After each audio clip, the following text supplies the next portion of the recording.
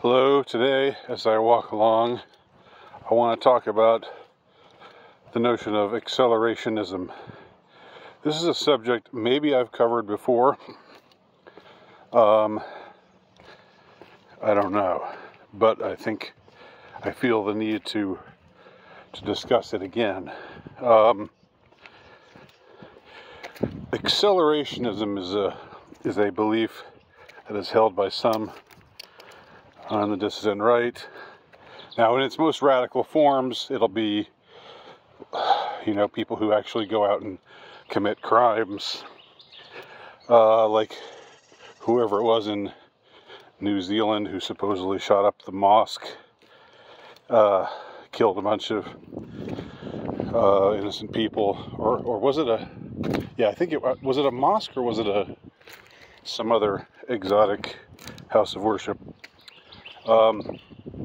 Anyway, the story is, if we can believe the story, that he murdered a bunch of people, and his explanation for why he did it was that he was against mass immigration, and he knew that now, having committed this, what people would call a hate crime, it would make everything worse. It would make the government crack down harder. It would take guns away from the citizens. If citizens were even allowed to have guns before that in New Zealand, I'm not sure. But my impression was that they very quickly gave them all up. That wouldn't happen here in the good old US of A. A lot of problems with the good old US of A, but you're not going to get people to give up their guns here. Give us Americans that much. We're not gonna give up our guns without a fight. Got to bring the fight to us, and we're ready for it. But anyway, this is what he had in mind. He thought there's going to be more repression, and this will probably make the problem even worse.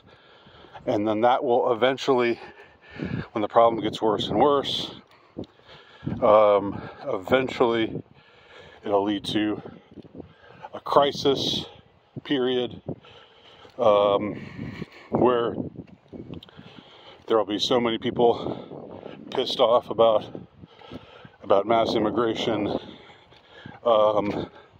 and being displaced in their own countries by their governments, or by the globalist cabal, more accurately, and there'll finally be an uprising, and things will be restored to where they should be.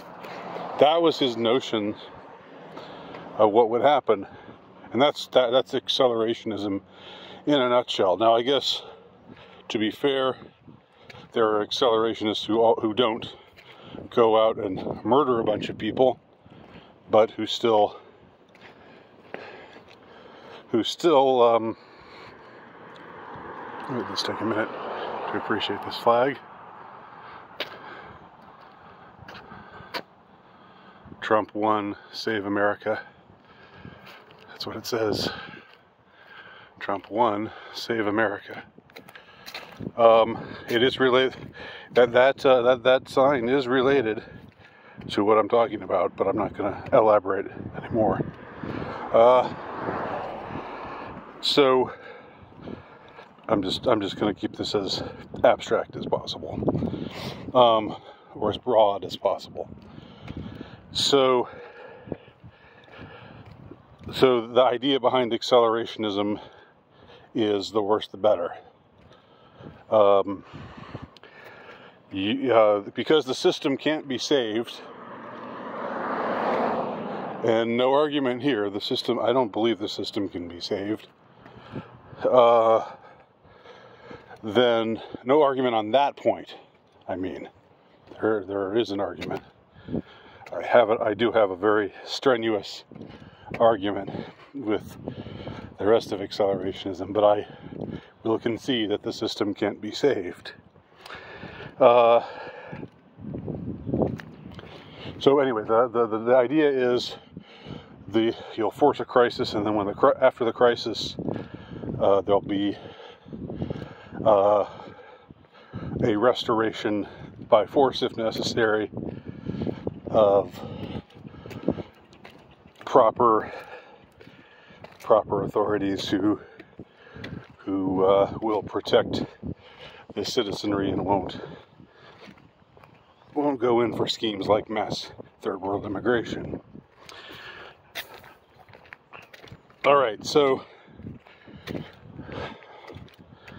my problem with accelerationism is it takes for granted that things are just going to get worse and worse, and you might as well accelerate that momentum, so that the worst parts we'll get it over with, like ripping the Band-Aid off, and then there'll be a lot of unpleasantness, but then things will be restored to their rightful place after that. First of all, I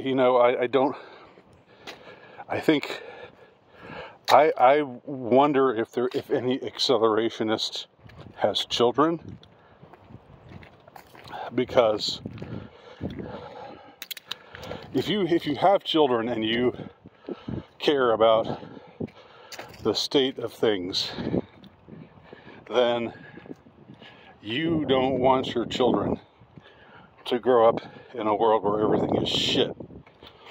Now, that doesn't mean that you just become passive, or that you just bow down to the illegitimate authorities in hoping that they'll treat you better. No, you don't do that, but you also don't behave in a manner that will make things worse. Right?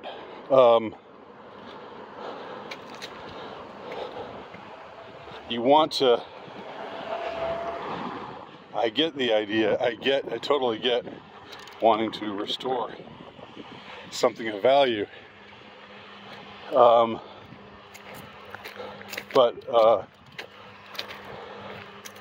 don't think you get there by making things worse. And if you make things worse intentionally, then you're making a worse world for your kids.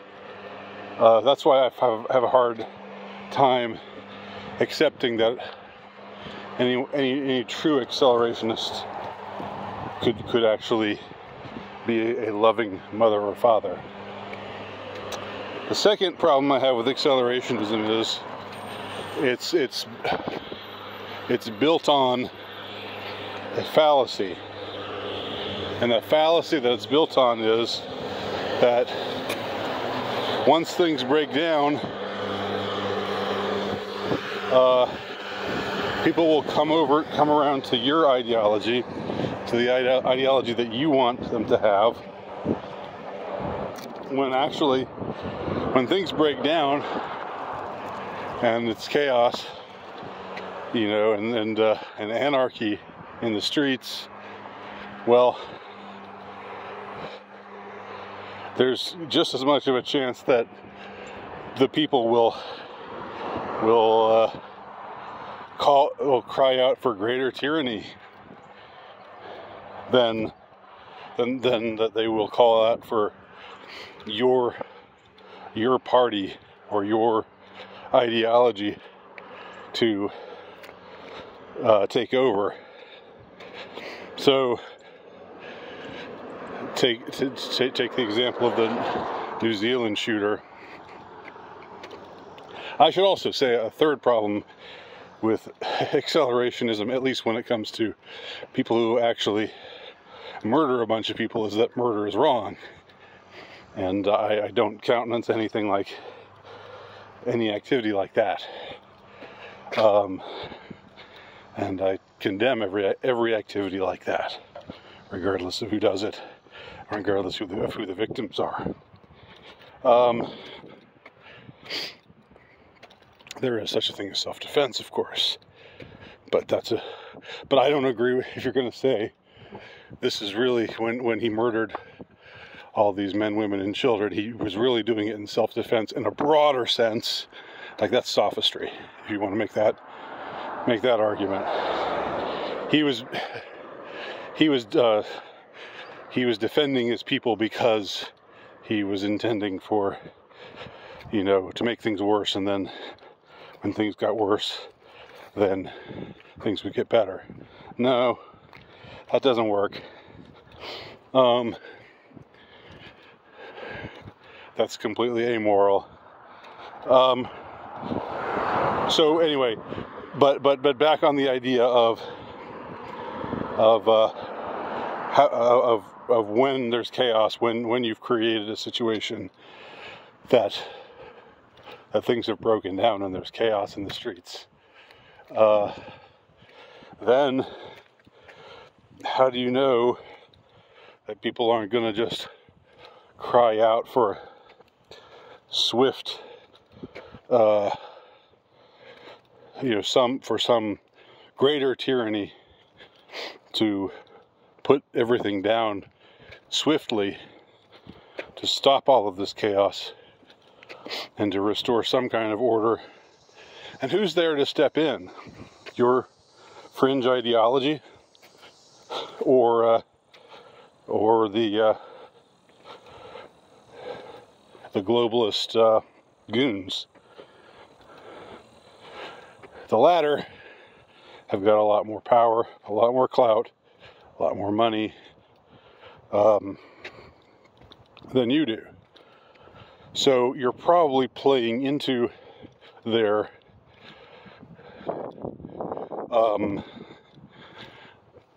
hands.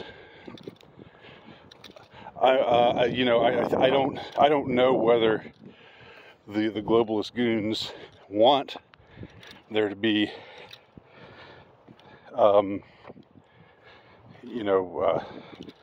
white on immigrant hate crimes, but they certainly benefit from it.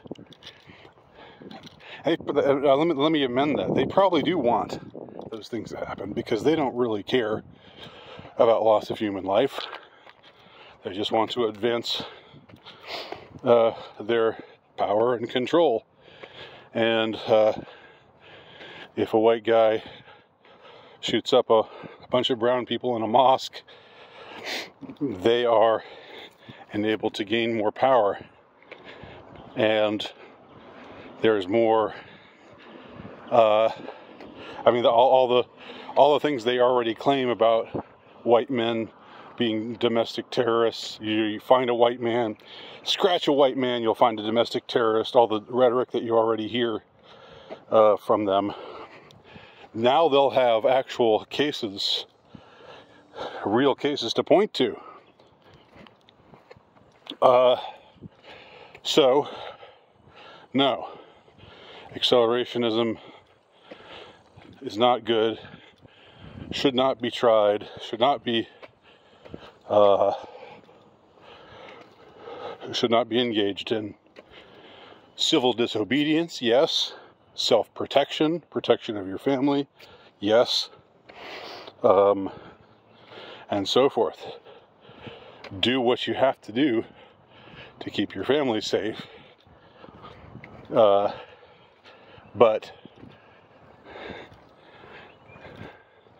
that's not the same thing. It's hardly the same thing. And it's sheer sophistry to try to make that claim. So this is why I say avoid accelerationism. So what should we do while everything falls apart? Well, we don't know where things are going for sure. We never know. So you have to get some distance from it. You have to carve out a niche for yourself and for your loved ones, and then just see what happens. And hopefully, I mean, I've got kids. If you've got kids, you maybe sympathize with what I'm saying. Hopefully, things won't get really terrible.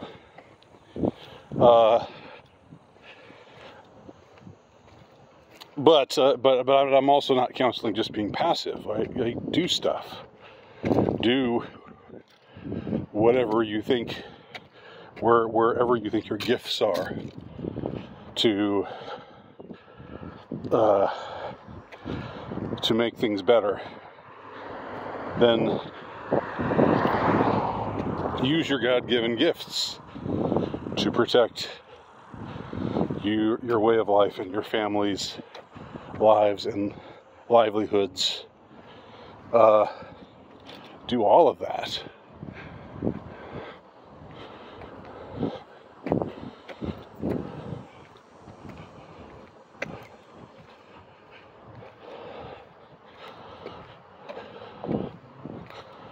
I'm trying to think if I have anything to add.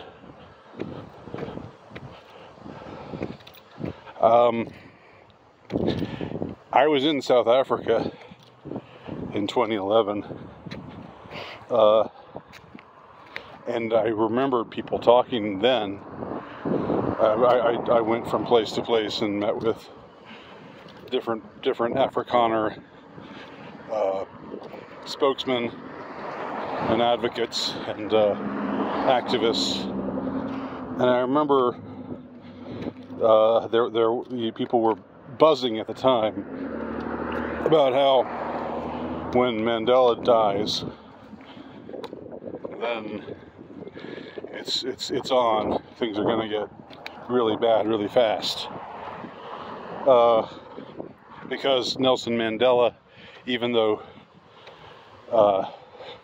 he was a terrorist and he killed innocent people before they arrested him, after he was arrested and after he was released and after he became president of the new South Africa, he was a voice for moderation, and he was saying, you know, let the whites have their place in the new South Africa, and let the people who want to gather in Orania, you know, just among their own kind, he said, leave them alone, let them do that. They can do that. I'm not saying that makes Nelson Mandela a great guy or anything. I don't know if he did this out of an abundance of because his heart grew in size from the time when he was bombing innocent people in the 70s and 80s. But, or I don't know where his magnanimity came from, or whether it was just realpolitik, or whatever. But he was a moderating force, and so the fear was among these Afrikaners, these Afrikaner activists that I spoke to. The fear was that after he died, you know, the moderating force would erode, and things would get really bad. Now in South Africa, in 2011, things were really bad, and as far as I know, they're still really bad. So it's just a question of bad or worse. If you visit South Africa, like the neighborhood I'm walking through here in the United States of America, as crummy as things have gotten in the United States, most people live in houses like these. But if you walk through a neighborhood in South Africa, you know, like a middle-class neighborhood, they all have gigantic walls with barbed wire at the top. This was the case in 2011, and you can't just. They all have massive security systems. We're talking about for regular homes. That made a very strong impression on me, and they had good reason to do so, because crime was rampant and black on white crime was especially rampant.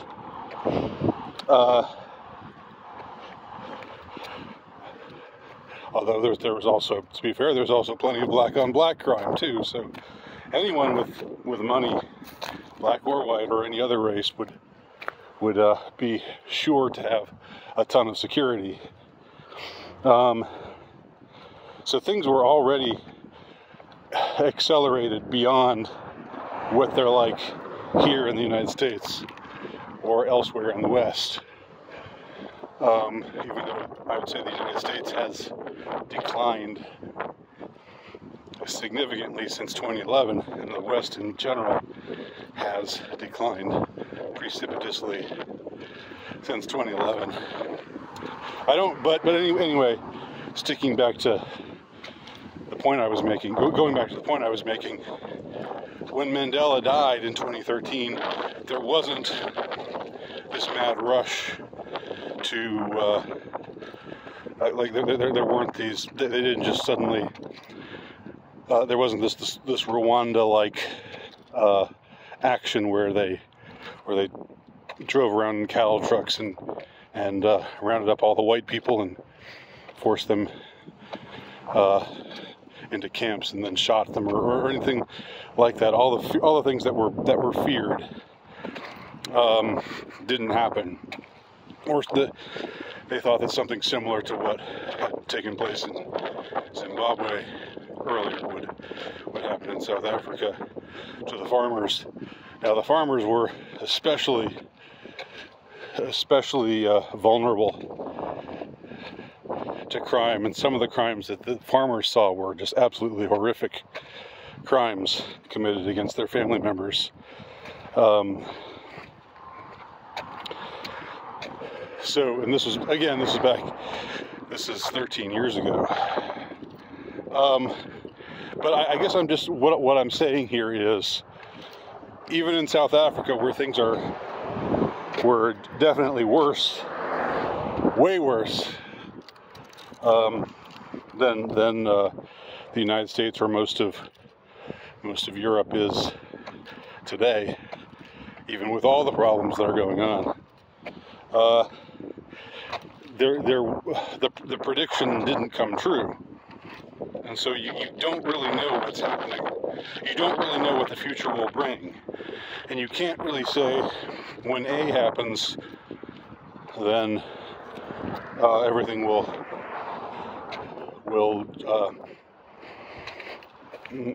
nuts. Everyone, it'll get really bad really fast. I mean, in South Africa it's relative because it was really bad. It's been really bad for a while. But it'll get far worse very fast. So I don't know a whole lot about South African politics, what's happened since 2013, since the death of Mandela. I haven't checked up a lot. My impression is, though, that things are mostly the same as they were in 2011. Now, I might be wrong. It's just not like, sometimes my greater point is, sometimes conditions remain stable, even if they're less than optimal, right? The way life was in South Africa for the Afrikaners especially was far from optimal. But I haven't gotten the impression that, well, certainly nothing dramatic happened when Mandela died, and I don't think things have gotten significantly worse. So what am I saying? As bad as things are here or wherever you live, we don't know what the future is going to bring. We should be apprehensive. We should be cautious. We should keep an eye out. You know, stay awake, be ready, like it says in the Gospels. But attempting to decipher the course of things is a fool's game. And there are always alarmists saying, "That's it. Things are just going to be totally rotten now forever. We've crossed the Rubicon." And the thing is, sometimes alarmists are right, but I don't think one should live one's life in a state of alarm. I don't think you can go on like that.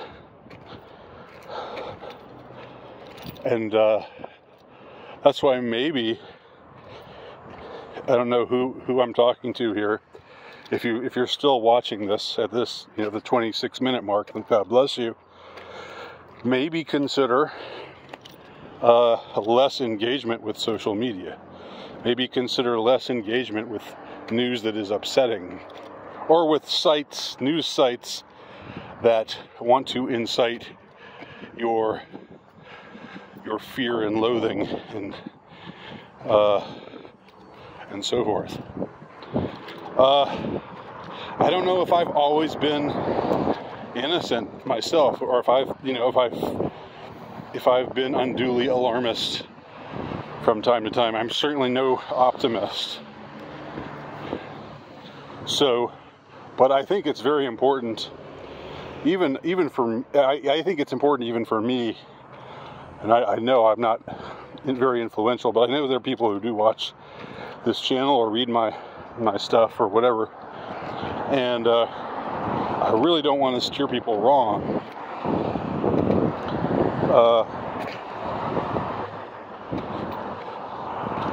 I mean, you want to be irreverent, you want to be cheeky sometimes, you want to show that you're not, you want to show that you're not someone who puts up with shit. Not to be a tough guy, but just to show that you're not a coward. But if I've ever committed the sin of alarmism, if I've ever come on and been really and talked about things in a way that just made you absolutely feel like, there's no hope, there's absolutely no hope, then I repent of that. And that's why I've come out so swinging. That's why I've really come out swinging against black-pilled content. I know black pill content has its defenders, and they tell me I'm misunderstanding what the black pill is, but I don't think I am. I really don't. You can say I'm old and out of touch, but I don't think I am on that point. I think I grok what black pill means, and I've just got no use for it. And you shouldn't have any use for it either, because you can't afford it right now. You can't afford to pay attention to people who feed into your fear and your sense of dread and hopelessness.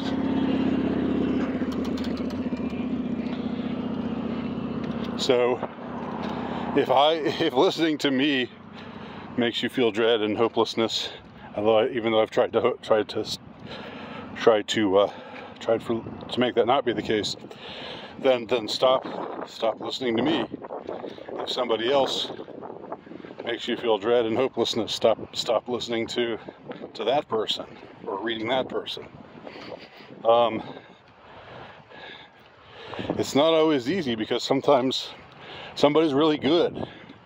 You might find a writer who's really funny, for example, who's incredibly witty.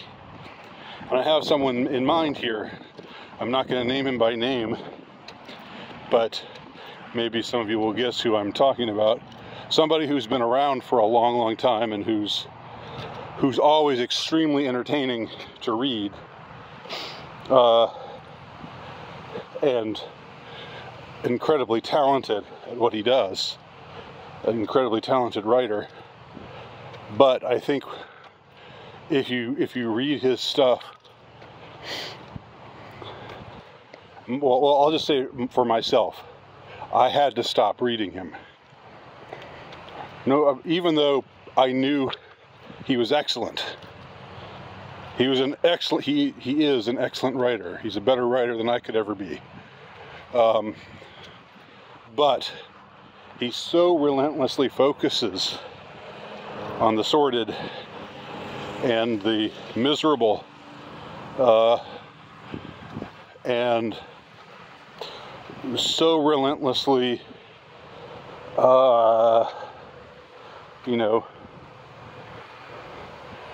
goes for your, not your tear ducts, but he doesn't try to make you sad. It's like reading him makes you really, really angry at certain people who are probably really bad people. But the thing is, the anger is never leavened in his case, or I've never seen it leavened with anything. And so what are you really feeding people? You're feeding people, I mean, the good things are that you write well, that's clever, that's funny, maybe you make people laugh, and that's always a good thing to do. But on the other hand, you're making people feel more embittered and more outraged and more ultimately hopeless. I had to stop reading this person.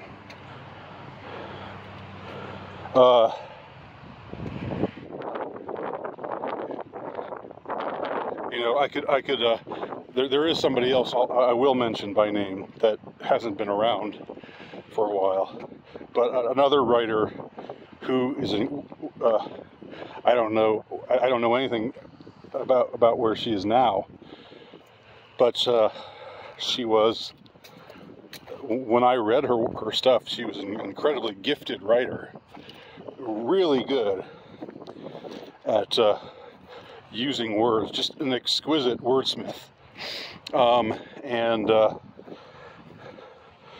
really good at making certain points. And I'm talking about Ann Coulter. For those of you old enough to remember her, I think her heyday was maybe in the 90s, but especially in the aughts, during the Bush years, during the War on Terror years. And I always thought to myself, this lady is really, really smart. This lady would make an incredible, DA. Probably a much better one than Kamala ever was. She's really smart, really has it together. I always thought, when people just dunked on Ann Coulter for just being a bitter old shrew, I thought they weren't, it wasn't fair. They weren't seeing how much talent she had and how funny she was.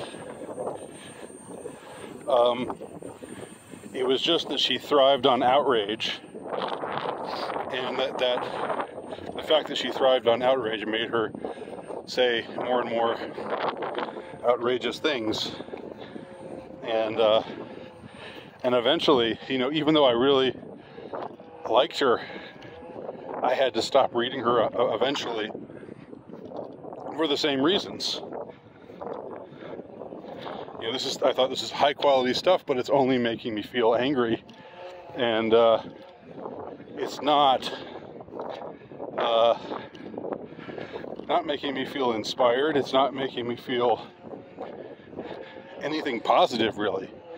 It's making me hate people who are doing bad things are making me angry with them, and it's good to be outraged by people who are doing awful things, but when that's all you hear, and it's funny too, as I said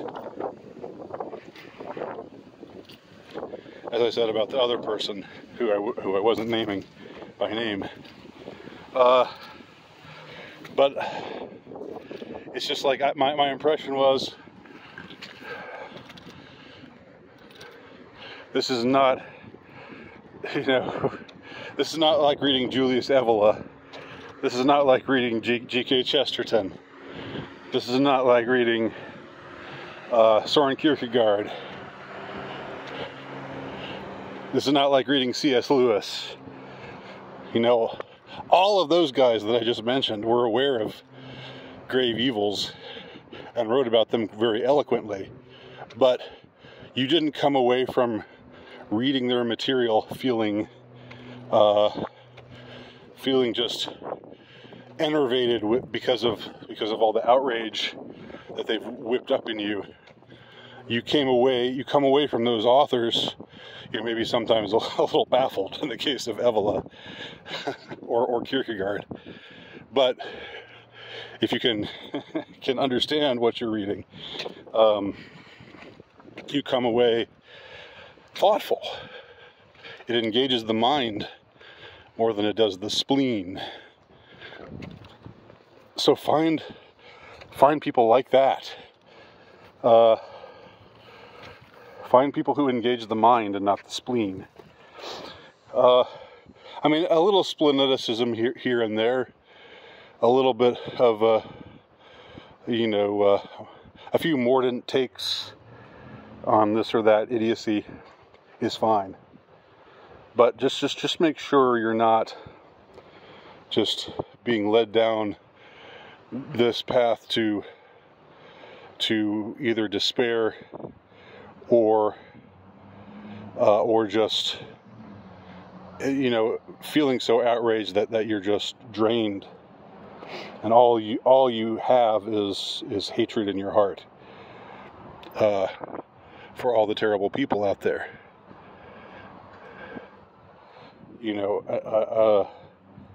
Do what you can to avoid that, because what you put into your mind